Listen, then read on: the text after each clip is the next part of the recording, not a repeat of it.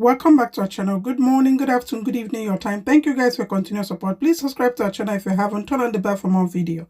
Welcome our new members to the old ones. God bless. If you're passing by, please join us. As you're supporting us, may the Lord support you in everything you lay your hands. Amen. To the news and details. Guys, you're about to watch the video of FFK where he condemns solemnly the attack on Sunday Igboho by the Nigerian army. Please watch. Do not forget to leave your comment in the section below. Turn on your bell for more video. I will see us on my next video. Bye, guys. If you just join us now and on top of your screen, you go see say my Chief Ffk Cøndemn we carry come the show today. Good evening, Chief Ffk Cøndemn. Good evening. Good evening. It's very good to have you join us. Thank you for joining us this evening. Without wasting much of our time, you're aware of the event of today as regards Mr. Sunday Igboho. First and foremost, let me ask you, what's your impression, what's your thought about what happens today? Well, I'm deeply concerned. I'm concerned because Chief Sunday Adeyemo, who is also known as Sunday Igboho, is a good friend of mine. He's a confidant and he's somebody that I trust, somebody that I've worked closely with in the sense that we have together built bridges with people from outside Yoruba land, somebody that has honored his word in terms of protecting the lives and properties of non-Yorubas in the Southwest, somebody that was part and parcel, in fact, integral and essential to a deal that we struck just a few months ago with northern food traders and the people of the North to ensure we had peace in our country, and he guaranteed their safety and security in the Southwest. So this is somebody that, despite his views about self-determination and Oduduwa Republic, he's also a great believer in peace, a great believer in building bridges, and somebody that has spoken and acted as an honorable man, a man of honor. So what has happened, or what happened yesterday, has caused deep concern in my mind, body, spirit, and soul, just as it has in the minds, bodies, and souls of millions of people from all over this country, and particularly from the Southwest. Okay, thank you. Considering that this is coming just a few days after Nnamdi Kanu, the leader of the IPOB, was arrested, what's your thought? What do you think is going on? Well, these are two completely separate incidents and issues as far as I'm concerned. The approach of the two gentlemen, and I know them both very, very well. They're both my friends, even though we may not agree on everything with Nnamdi Kanu, but he is my friend, and I never deny my friends in good or in bad times. Different issues. The Southwest has not been subjected to the kind of violence that we have seen in the Southeast over the last few months, policemen and soldiers. We do not have people in the Southwest that kill Hausa Fulanis at will or kill people at will. The only enemies that our people have are the foreign, mainly foreign Fulani terrorists that are killing our people from the forests. In the Southeast, it was very different, where you had a situation whereby two sides were killing one another at will. I don't know. They've never admitted to killing, and I don't know that they kill people. But even ESN of that, all I know is there was a group of people, police soldiers and policemen, were also targeting people that they believe belonged to the ESN and IPOB.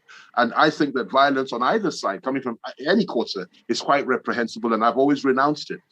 So that was what was happening in the Southeast. And of course, the circumstances under which Nnamdi Kanu were brought back are questionable. We still don't have all the details. We'll wait and see what really happened. I have called that they should treat him in a fair, humane manner and allow him to have the full protection of the law, which I sincerely hope they will. I believe they will. But so that's that situation. But the Southwest and what has happened to my friend and brother Sunday Igboho is something that is inexplicable. And it has set off a chain of outrage in the hearts and minds of millions of people in the Southwest who have called people like me today. A number of leaders have called and said, look, you told us that we could have peace. You told us that this sort of thing wouldn't happen, providing we build bridges and providing we speak to the government and we speak to the people of the North and we join hands together. You told us that we could voice our opinion freely about self-determination without being visited with violence, without being visited with anger, without being visited with murder. And they are now saying people like us have not been telling them the truth. And this is my greatest fear, that moderate voices from the Southwest may one day be swept aside, and the more radical elements who do not believe in dialogue will now hold sway. I pray that doesn't happen. But Sunday Igboho, whether you like him or not, is literally the living manifestation of Oduduwa. He represents the virtues of courage, of strength,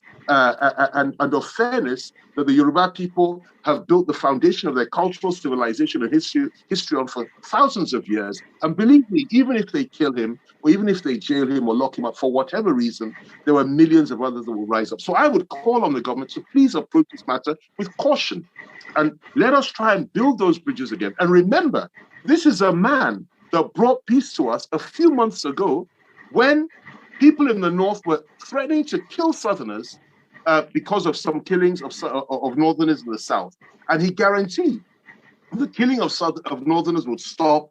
And based on that guarantee, the food embargo was lifted. Nobody was killed in the North. Nobody was killed in the South. The killings and targets of House of Fulani in the South were stopped. This was a man that assisted in stopping the killings in Shasha. I was in Ibadan at the time, and I saw him.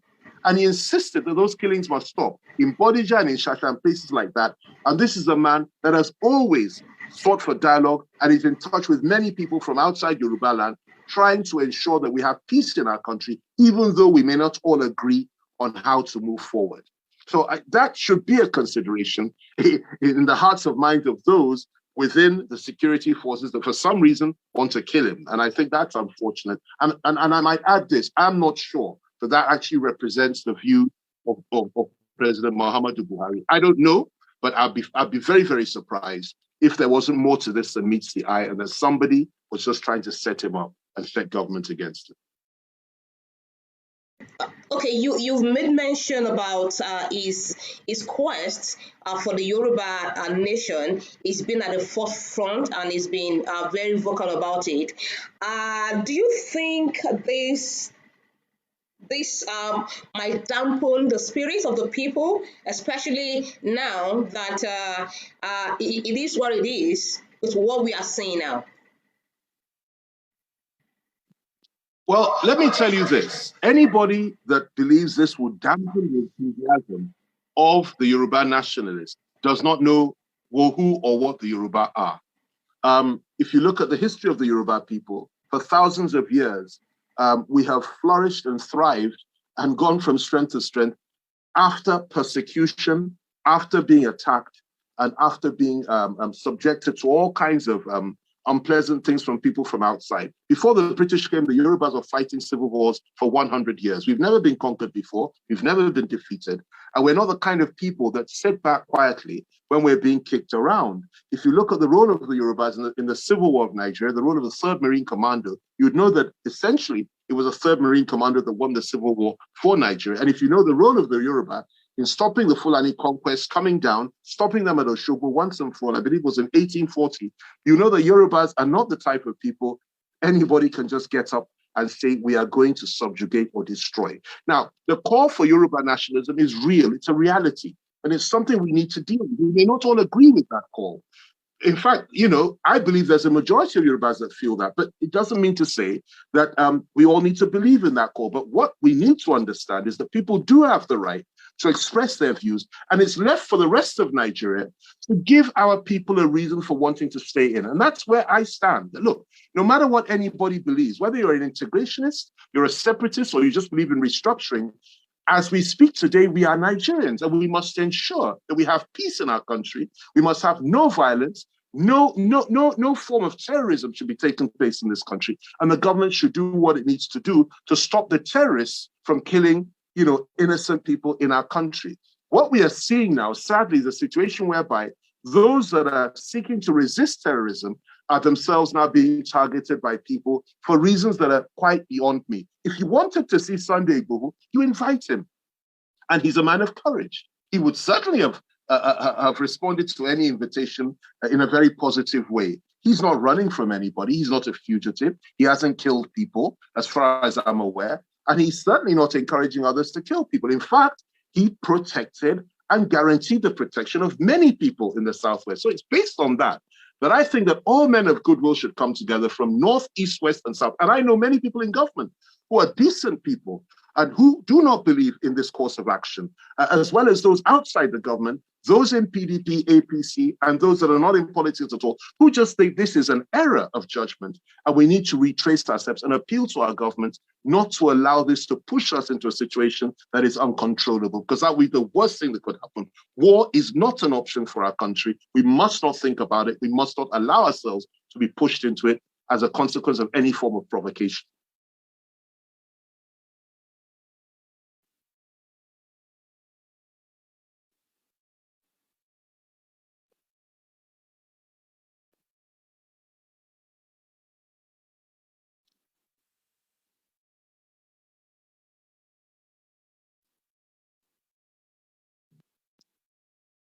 Well, would you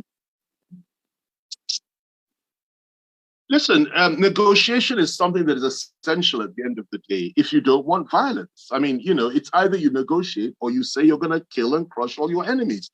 Igboho is not an enemy to anybody, simply because you do not share his views, or simply because he's from the Southwest, or simply because he comes from, Ibarapa in Ibadan in Oyo State. That doesn't make him an enemy. Chief, he is a Nigerian. before I say they didn't hear my last question, so I'm just going to ask that question again. I was asking, you said negotiation is key in solving what we have at hand now. We spoke with Chief Igbo earlier today, and he told us that he's afraid for his life. Do you still think they can bring him to the table? I believe that all things are possible, providing life is not taken. He's still alive, we thank God. It's very sad that at least 2 people were killed in his home and taken away. It's very sad that others have been killed in the Southwest and indeed in the Southeast. Any life that goes is a terrible thing, but there's still hope for us all to sit down and talk and work this out. He's not a coward. He's a courageous man. He's a strong man. And I'm sure that if the atmosphere was right and was conducive, I'm sure he'd be reasonable to sit down and talk. He has his views, strong views, and he's entitled to those views, just like others their views too. But we are Nigerians. We should be able to work these things out. We should be able to talk to one another without killing one another, without arresting one another, and without demonizing one another and turning people into the enemy of the state for no reason at all. He is far from being an enemy of the state. He is far from it. The state may not share his views, but he's open to discussion, he's open to negotiation, and providing his life is not threatened, I don't see why we can't sit down and talk and work this out. That is the only way to ensure that we have peace in our country. Let me add this. The greatest mistake that any individual, any government, or any group of people could ever make is to allow for Sunday Igboho to be killed. That would take us to a point of no return. And I mean that. I'm not threatening anybody. Everybody knows that I have been trying to build bridges. I believe in peace. I believe in discussion and negotiation. And we've done a lot between the Southwesterners and the many Southwest and Northern leaders. And I'm very proud of that. Sunday was integral in that. Whoever it was that gave that order for him to be treated in this way and almost killed, I do not believe can be a friend of President Buhari or somebody that is truly in support of this government. I believe it is the work of somebody that is simply trying to undermine the government, undermine the efforts of peace, and cause us to have a war in this country. I've always said, and I still believe, that there are foreign elements that have. I have to see that. I have a lot of information he may not have, but I see that all over this. To kill somebody that has proved to be reasonable and rational and open to this. Doesn't make sense. Okay, a lot of people are saying government hasn't been very swift with arresting Boko Haram leaders and bandits in the country, especially in the northern parts. But they've been very swift in taking action against some other people like Nnamdi Kanu and say Mr. Sunday Igboho over time. Do you suspect impartiality or partiality of any kind? Do you suspect this is this is not fair?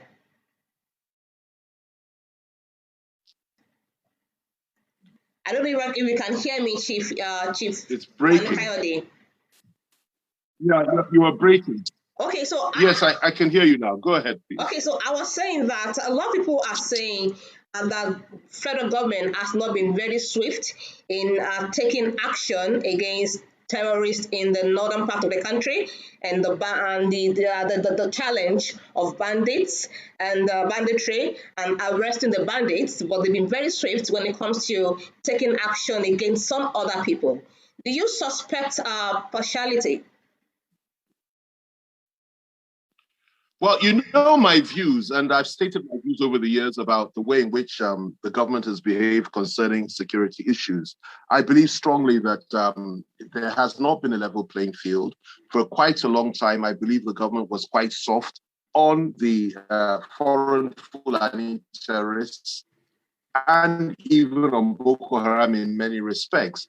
I do, however, say this, and I have to say this, that in the last few months, it's very clear to me that there has been a greater effort on the part of the government to take on the Fulani terrorists. I mean, I can tell you many of them have been killed in places like Zamfara and so on and so forth. They've been doing this, and they've also tried their best to effect a change in the Southwest by, giving the license to the security force to actually eliminate those that carry AK-47. Now, it may not be enough, but they're certainly doing more than they were doing before. And they're fighting Boko Haram in a much more positive way now than they were before. I'll give them that. However, having said that, it's still very clear that they need to do a lot more.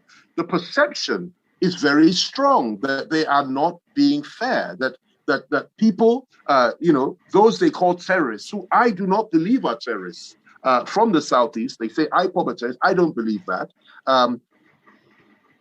Have been targeted and have been killed in their hundreds and have been detained in thousands. Only the other day, the lawyer for IPOB was almost killed. A good friend of mine, who is also my lawyer, Ifeanyi Ejiofor, and they killed his PA right in front of him. They raided his home, just like they raided Nnamdi's home. And and then you now have this attack on Nnamdi's home in the Southwest, quite unnecessary, unprovoked, and unnecessary.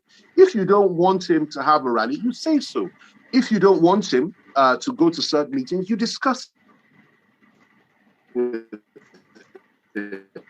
do not try this, against certain selective groups and people certainly gives credence to the impression that the government is being partial in these matters. And that, I think, feeds into the narrative that, the government is working simply, for the Fulanis and for the Northerners and for nobody else. Now, that, I think, is unfortunate, because the reality, in my view, from the little experience I've had in the last few months with elements within this government and with elements within the APC itself, is that they do not all think like that. There are people that don't believe in that kind of agenda within the APC and within the government. I can tell you that there may well be some kind of struggle within government between those that I would call supremacists and those that are rational and decent human beings, even within themselves. But by and large, let me tell you, they need to do a lot more. And the kind of thing that happened yesterday just has to stop.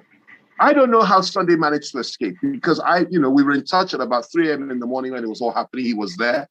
How he managed to escape is a mystery to me, but he managed to escape and he managed to get out. And I thank God for that. Had it been that they had killed him, it would have been another matter entirely for all of us. And I thank God that he's alive and well. And I thank God that we can still fix this problem and we can still sit down with the government and say, look, let this sort of thing stop before things get out of hand. Okay, so we understand that the Yoruba Nation rally is supposed to take place in Lagos State this Saturday. Of course, he told us that it will be suspended. Do you think this is enough for the suspension of that rally? Well, that would be a decision that can only be determined by those that are part of that rally and those that set that up. That's Sunday's group and his people and those that believe in what he believes in, and they have the right to either continue or not to continue. My own view is that the most important thing, rally or no rally, is that these type of assaults against somebody that is to all intents and purposes, the greatest hero that Yoruba land has ever known, since probably somebody like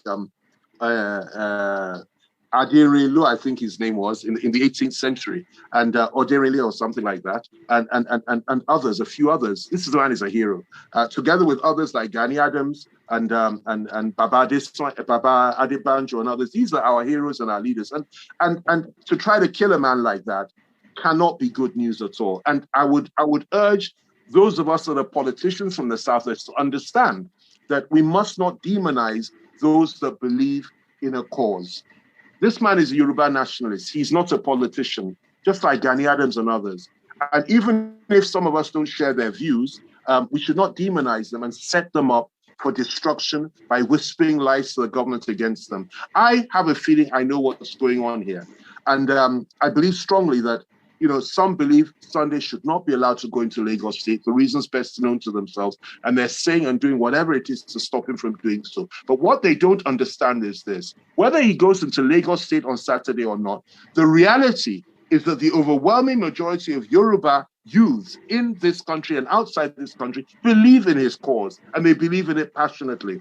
And what we mustn't do is poke a giant that is sleeping in the eye, or pull the tail of a lion that is simply lying down in his corner quietly, by killing people that believe in such things. What you need to do is talk to them, give them reasons to perhaps change their minds, or perhaps just sit down and say, okay, fine, if that's what you want, let's have a referendum and let's negotiate.